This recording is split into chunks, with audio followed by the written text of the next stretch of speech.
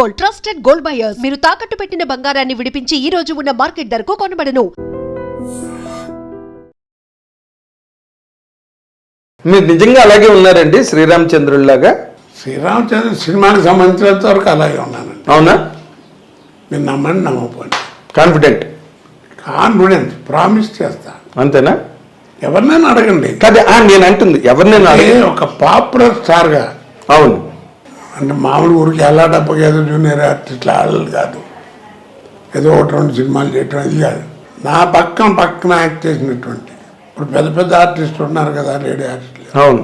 అది కాన్ఫిడెన్స్ చెప్పగలను. అంతేనా? ఓకే.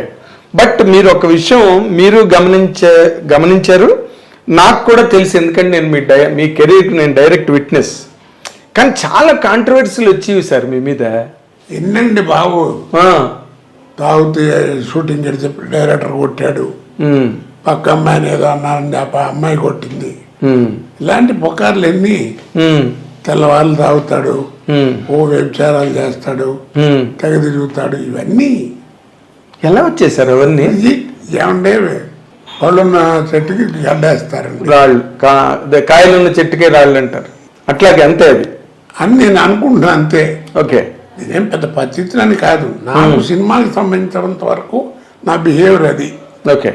సినిమాల వరకు మీరు జాగ్రత్తగా ఉన్నారు, బయట ఎలా ఉన్నారు. లేకపోతే ఎట్లా ఉంటుందండి కెరీర్ ఇది. ఓకే ఓకే సార్, ఒక మాట గుర్తుంచుకోండి, భగవంతుడు మనలో కూడా కొద్దిగా గొప్ప మంచి లేకపోతే ఆ పుల్లు ఇవ్వడు, అంతేలేండి, ఆ కెరీర్ ఇవ్వడు. తర్వాత ఏంటంటే నేను ఎప్పుడు ఫీల్ అయ్యేది పెద్ద గుమ్మడికాయ అంత టాలెంట్ ఉంటే కుదరదు, ఆవగింజంత అదృష్టం ఉండాలి. ఆ రెండు ఉన్నవాడే కోట. ఓకే. అది నేను గ్యారంటీగా ఒప్పుకుంటా. ఎంతమంది లేరండి మహానుభావులు. అంటే మీరు టాలెంట్ మీద షైన్ అయ్యని అనుకోవట్లేదు ఎప్పుడు కూడా? ఆ టాలెంట్ ఇవ్వడం కూడా భగవంతుడి కృపే. అది కూడా అదృష్టంలో భాగం అంటారా? కాదు మరి. నాతో నాటకాలు వేసిన వాళ్ళు లేరు. అవును. నాతో యాక్ట్ చేసిన వాళ్ళు లేరు. ఎంతమంది ఉన్నారు కదా. ఎంతమంది ఉన్నారు. మరేది అవగాహన ఉండబట్టే మీరు కొంతమంది, మీరు భరణి. కాబట్టి ఏంటంటే నేను ఇందాక చెప్పినట్టుగా ఆ కెరీర్ వస్తుంది, ఆ టైం వచ్చినప్పుడు నేను చాలా కాన్ఫిడెన్స్గా ఉన్నాను, చాలా జాగ్రత్తగా ఉన్నాను. నేను క్లియర్గా చెప్పగలను. ఓకే. అంటే ఇప్పుడు ఎంత లేదన్నా ఇప్పుడు ఇవాళంటే ఛానల్స్ ఇవన్నీ వచ్చినాయి అనుకోండి, ఆ రోజుల్లో అయినా తోటి వాళ్ళన్నా అడుగుతారు కదా, ఏంటో రాత్రి ఏంటంటే జరిగిందంట, అటు జరిగిందంట అని, లేకపోతే ఆడుకొట్టాయంట, లేకపోతే ఇది అన్నారట, నేను తాగిళ్ళామంటే ఇట్లాంటి అడుగుతారు కదా. అవును. రోజు వాళ్ళని చెప్పండి. చర్చ అయితే జరుగుతుంది కదా. జరుగుతుంది. అవును. ఒకసారి మాత్రం పర్లేదు అనుకుంటాను, చెప్పండి, అన్ని ఓపెన్ అయిపోతున్నాయి ఇవాళ రేపు. నువ్వు ఏం పర్లేదు, ఏముంటుంది, ప్రతిదీ మాట్లాడుతున్నారు బయటకు వచ్చి. ఓ రోజు మధ్యాహ్నం దాకా నీకు షూటింగ్ లేదన్నారు, సరే అని చెప్పి ఖాళీ అని కూర్చున్నా. చచ్చిపోయినాడు ఎంఎస్ నారాయణ. ఏంటి అన్నగారు మధ్యాహ్నం ఎప్పుడో షూటింగ్ ఏది ఖాళీ తింటారంటే, రండి అన్నామంటే సరే అని చెప్పి ఇద్దరం కలిసి కాసేపు మందేసి అనుకోకుండా కవర్ చేశారు షూటింగ్కి. చిరంజీవి గారు క్యాకులు ఇచ్చారు, బుద్ధి లేదా వెళ్ళని ఇంత క్యారియర్ ఉన్నవాడు నీకు పాలు పుడతాయి రావడం ఏంటని ఇట్లా. మరి నిజమే కదా, తప్పు కదా. ఏ సినిమా అండి అది? జ్ఞాపకం లేదు నాకు. చిరంజీవి గారి కాంబినేషన్ ఆ సినిమా కాదనుకుంటాను. బట్ ఆయనకి తెలిసి కేకలేసారా మీ మీద? కేకలేసేది అనుకుంటా, అట్లాంటిది అది. మొత్తానికి నేను కేకలేయడం జరిగింది.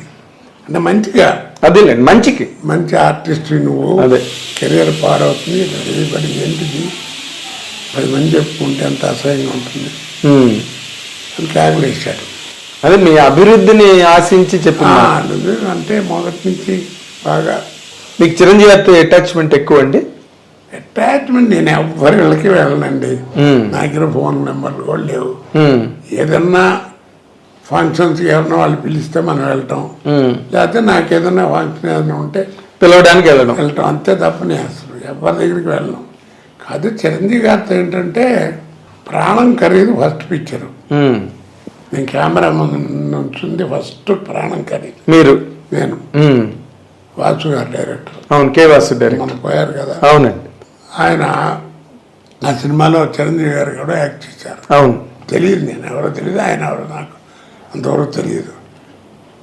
రాజమండ్రిలో అప్సరా హోటల్ దగ్గర ఉంటే ఒక రోజు సాయంకాలం పూట 7 గంటల వేళ ఒక టేప్ రికార్డులు కదా, అప్పుడు మ్యూజిక్ వినపడి ఇది చేస్తుంది ఏంటని చెప్పి వెళ్ళి చూసా.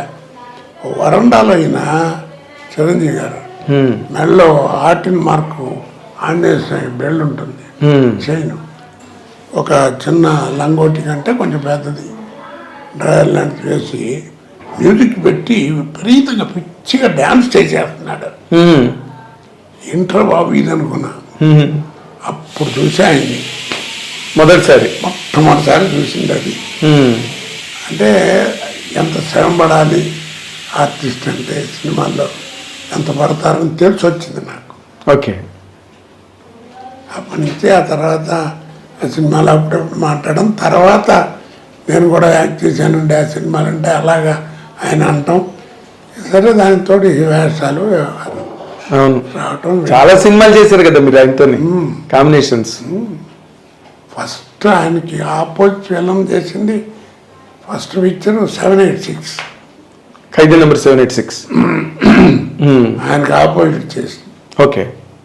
దానికి కూడా చాలా సెలెక్షన్ వ్యవహారం, ట్రస్ట్ చేస్తూ చిరంజీవి గారు అందరూ చూడటం, ఇది ఓకే చేసుకోవడం. ఓకే. అంటే దానికి ఇంకొకరిని ఎవరినైనా అనుకుని మీరు వచ్చారా, లేకపోతే ఆ విషయాలు నాకేం తెలియదు. ఓకే. మొత్తానికి ఓకే. బట్ మీరు ఒక్కసారి మీ కెరీర్ని కనుక వెనక్కి తిరిగి చూసుకుంటే చాలా లాంగ్ కెరీరు, చాలా గ్లోరియస్ కెరీర్ మీది.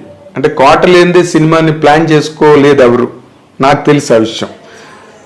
శత్రువు సినిమా మీకు చాలా పెద్ద బ్రేక్ కోడి రామకృష్ణ గారి ద్వారా. అవునండి. శత్రువు క్యారెక్టర్ ఆఫ్ ది డికేడ్ అది బయట యూసేజ్ కూడా వచ్చేసింది.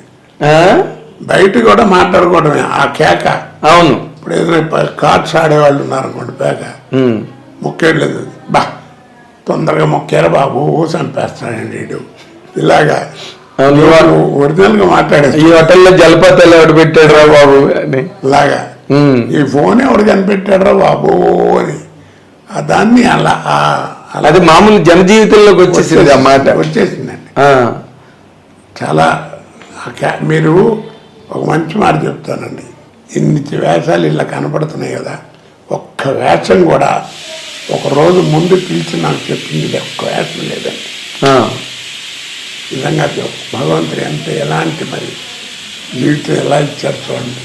ఒక్క వేషం ఒక గంట ఎంత వెళ్ళటం, పక్కన కూర్చోండి ఇట్లా అనుకుంటున్నాం, కోటగారు మీకు కూడా ఏమైనా బ్రెయిన్లో ఏదైనా ఉంటే చెప్పండి, బాగుంటే పెట్టేద్దాం ఇరికిద్దామని ఇంప్రూవైజేషన్ చేసుకో తప్ప వెళ్ళిపోవడం.